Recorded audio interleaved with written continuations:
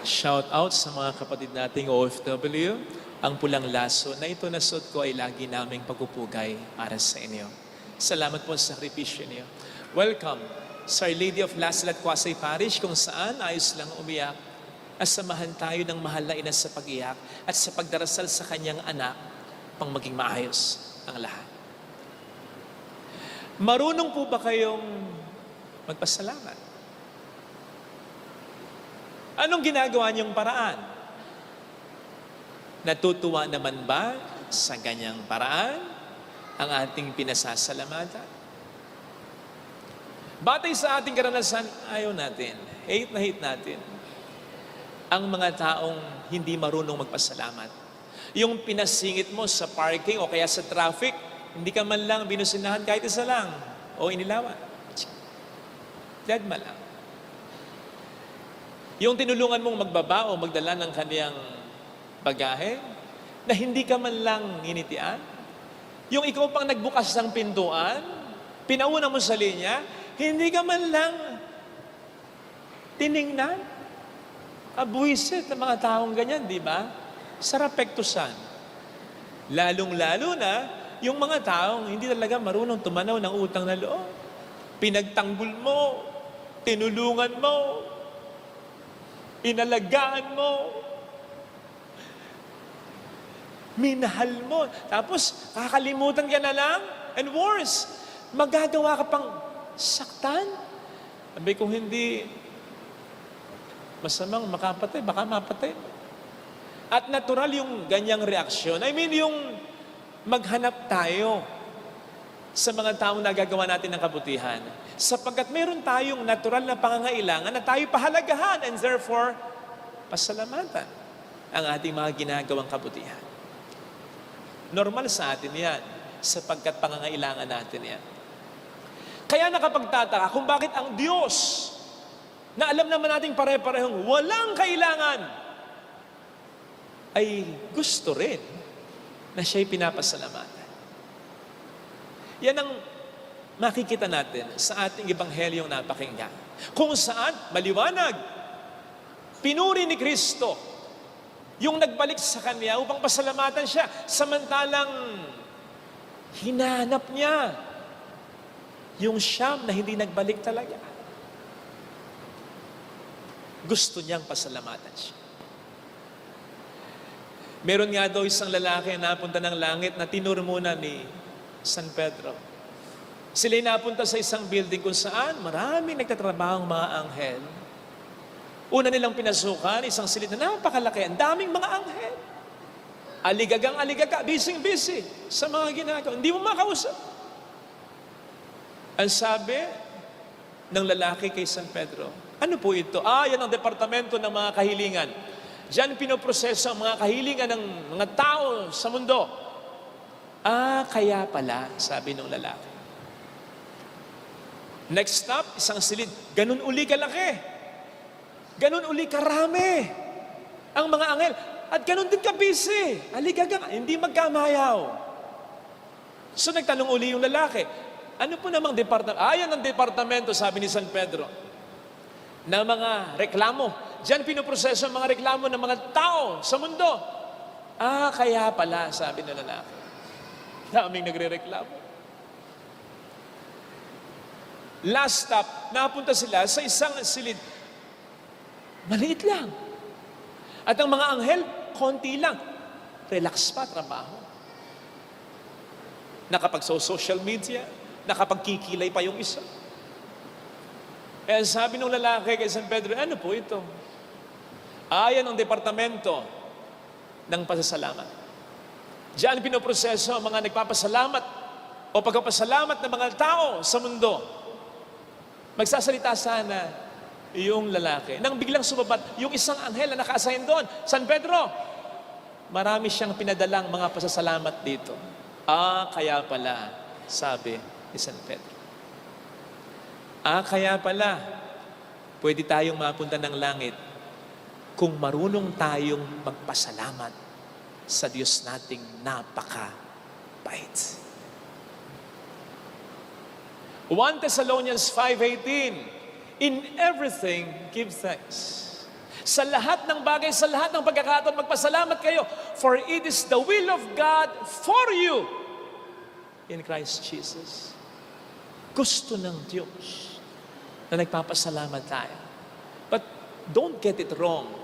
Wala pa rin pangangailangan ng Panginoon. Mapapansin natin sa isang prepasyon na sinasabi ng pare, tunay ngang marapat na ikaw ay pasalamatan. Sapagkat sa aming pagpapasalamat sa iyo, kami pa rin naman ang nakikinabang. Kapag tayo nagpapasalamat sa Diyos, hindi siya kundi tayo ang nakikinabang. Dahil kapag tayo nagpapasalamat sa Diyos, nafo-focus ang ating pansin, hindi lang sa biyayang ibinibigay niya sa atin, kundi sa Kanya na pinagmumulan ng mga biyayang na-enjoy natin. Kapag nakakatanggap tayo ng biyaya, nagpapasalamat tayo sa Diyos, ang ina-acknowledge natin, hindi ang ganda ng biyaya, okay yung biyaya, pagmamahal ng Diyos. Pagkalinga ng Diyos. Kagandahang loob ng Diyos. Di po ba kayong mga magulang, sige, bakit nyo tinuturo ang magpasalamat ang mga anak nyo, lalo na habang samantalang batang-bata pa, para i-massage yung ego ninyo? For you to just feel good? No! Ano ba naman yung binigay nyo? Laruan lang, candy lang. Pero bakit? Oh, mag-thank you ka, mag-thank you ha. Bakit tinuturuan natin ng ganon ang mga bata? Para ma-appreciate nila, hindi lang yung binigay natin, kundi yung kagandahang loob natin. Na hindi lang siya tumingin sa regalo, sa anumang bagay na binigay mo, kundi sa iyo. At maisip niya, mahal na mahal ako ng daddy ko. Love na love ako ng mami ko. Gusto nating sila'y tumanaw ng utang na loob para pagtanaw nila sa atin, parang nakikita nila ang ating loob. Ang ating loob na nagmamahal sa kanila, ang ating thoughts na iniisip ang kapakanan nila. Yun. Kaya hindi ka labisang sabihin, maaring nasasaktan talaga ang Diyos kapag hindi tayo marunong magpasalamat sapagkat ang kanyang pagmamahal ang pangunahin nating dinidisregard. Isipin po ninyo kung gaano tayo kamahal ng Diyos. Noong nakaraang linggo, pinagnilayan na po natin ito. Yung ginawa para sa atin ni Kristo. Nasabi ko nga, kahit hindi na tayo bigyan ng kahit isang biyaya, okay na, sobra-sobra na. Yung ginawa sa atin ng Diyos. And then what? Ang dami pang mga bonus ng mga blessings. Buhay tayo, may pamilya tayo, may talento, may kalayaan, meron tayong tubig na naiinom, may hangin na lalalanghap. Ang dami. At ang lahat ng yan ay hindi natin karapatan. Pwedeng kuhanin ng Diyos anytime. Pwede nga niyang hindi ibigay And then hindi natin siya pasasalamatan. Isipin po ninyo kung ano ang pwedeng meron na lang tayo ngayon.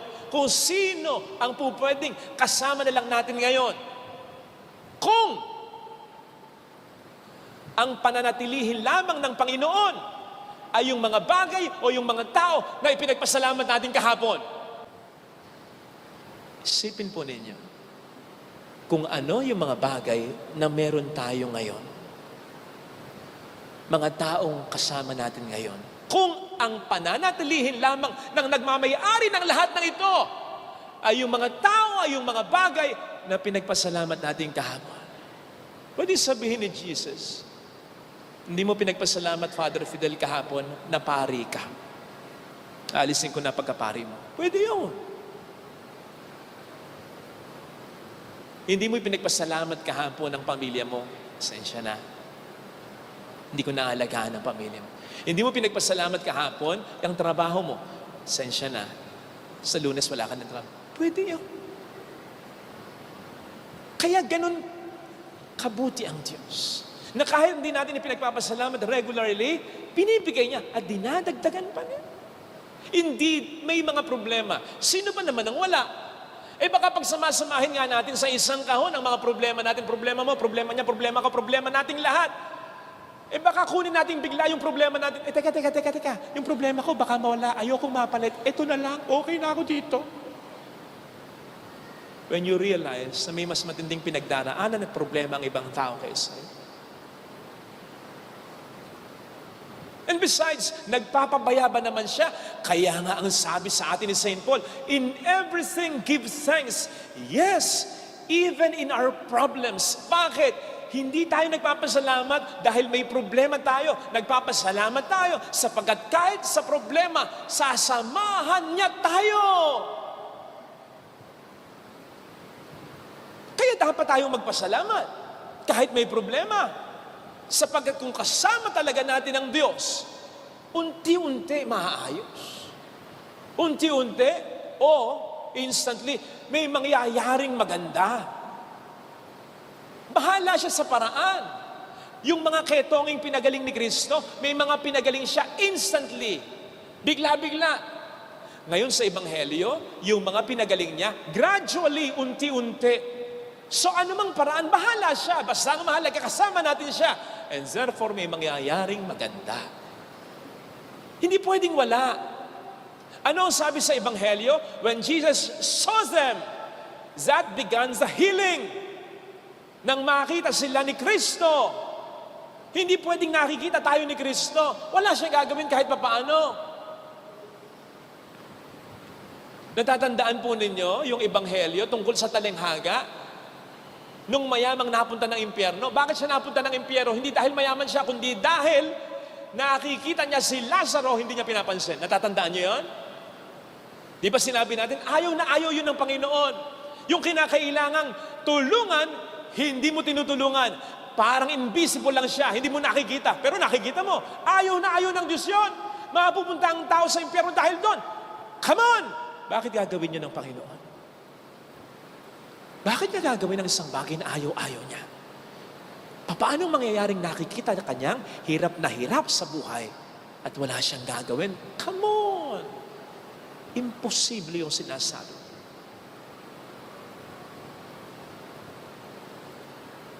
Kaya kahit may problema, in everything give thanks. Magsimba, magbigay, magpakabuting tao, kahit may problema.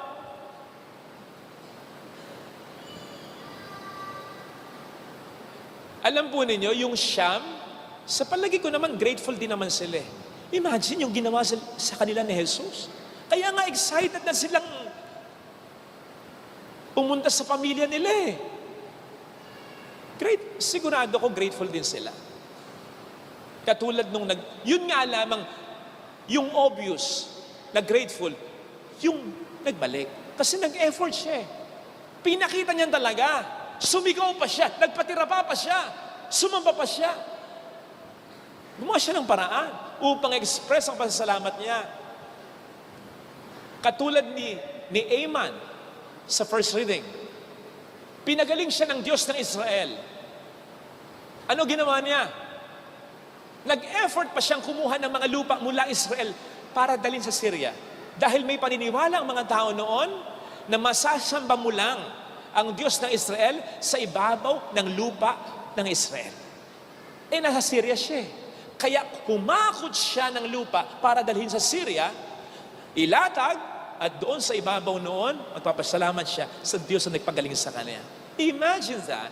Pwede namang sabihin ni Aman, Prophet, sabi mo na lang sa Diyos mo, thank you ah.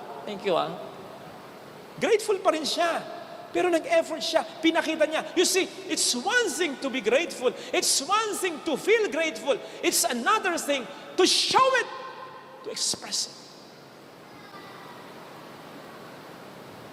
Maganda pa rin. Nagpapasalamat tayo. Pinapakita nating thankful tayo. Gumagawa tayo ng effort.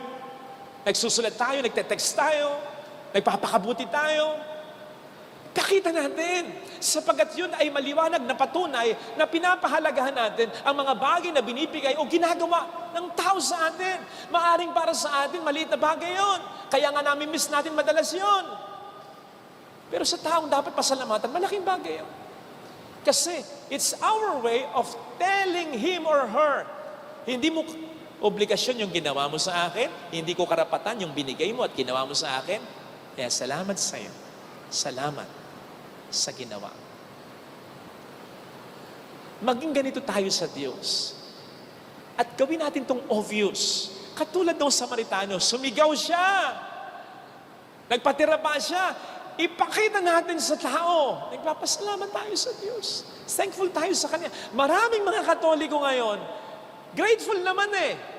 Tanungin mo yan, syempre, nagpapasalamat ako sa Diyos. Pero hindi obvious. Bakit ganito buhay natin?